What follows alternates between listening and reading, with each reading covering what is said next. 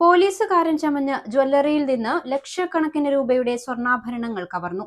Bekal police സ്റ്റേഷനിലെ പോലീസുകാരനാണെന്ന വ്യാജേന ഉദുമയിലെ ജ്വല്ലറിയിൽ നിന്നാണ് 2,60,000-ലേറെ രൂപയുടെ തട്ടിപ്പ് നടത്തിയത്.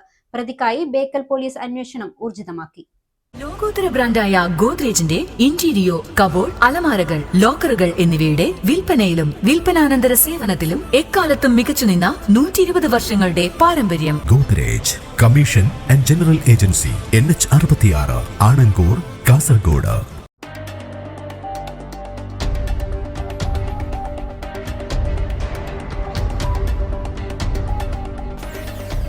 ഉദുമ റെയിൽവേ ഗേറ്റിന് സമീപത്തെ പുഷ്പലത ജ്വല്ലറിയിലാണ് സിനിമയെ വെല്ലുന്ന രീതിയിലുള്ള തട്ടിപ്പ് നടന്നത്.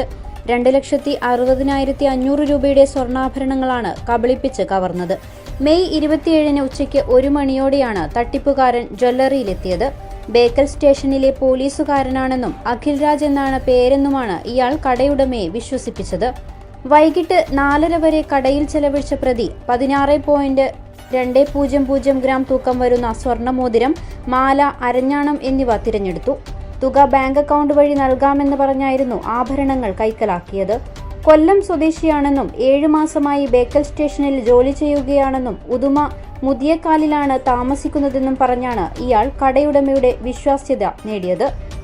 കടയുടമയായ കളനാട് തൊട്ടി സ്വദേശി ഗണേശന്റെ വീടിനടുത്തുള്ള യഥാർത്ഥ പോലീസുകാരുടെ പേരുകൾ വരെ പ്രതി ഇതിനായി ഉപയോഗിച്ചു.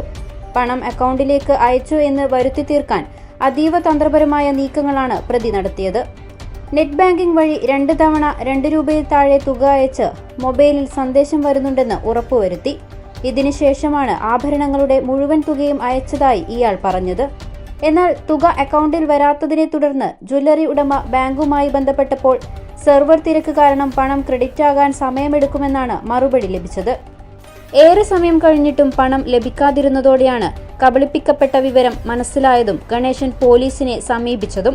സംഭവത്തിൽ ഭാരതീയ ന്യായ സംഹിതയിലെ 318, 316 വകുപ്പുകൾ പ്രകാരം ബേക്കൽ പോലീസ് കേസെടുത്തിട്ടുണ്ട്. SI അഖിൽ സെബാസ്റ്റ്യനാണ് കേസിന്റെ അന്വേഷണ ചുമതല. ജ്വല്ലറിയിലെ CCTV ദൃശ്യങ്ങൾ കേന്ദ്രീകരിച്ച് നടത്തിയ അന്വേഷണത്തിലാണ് തട്ടിപ്പ് നടത്തിയത് മനു എന്നയാളാണെന്ന് പോലീസിന് വ്യക്തമായത്. കാസർഗോഡ് അടക്കം ഇയാൾക്കെതിരെ മുൻപും നിരവധി ചീറ്റിംഗ് കേസുകൾ നിലവിലുണ്ടെന്നാണ് പോലീസ് സംശയിക്കുന്നത്. പ്രതിയെ ഉടൻ തന്നെ വലയിലാക്കാൻ കഴിയുമെന്ന പ്രതീക്ഷയിലാണ് പോലീസ്. News 40 live, Kasaragod.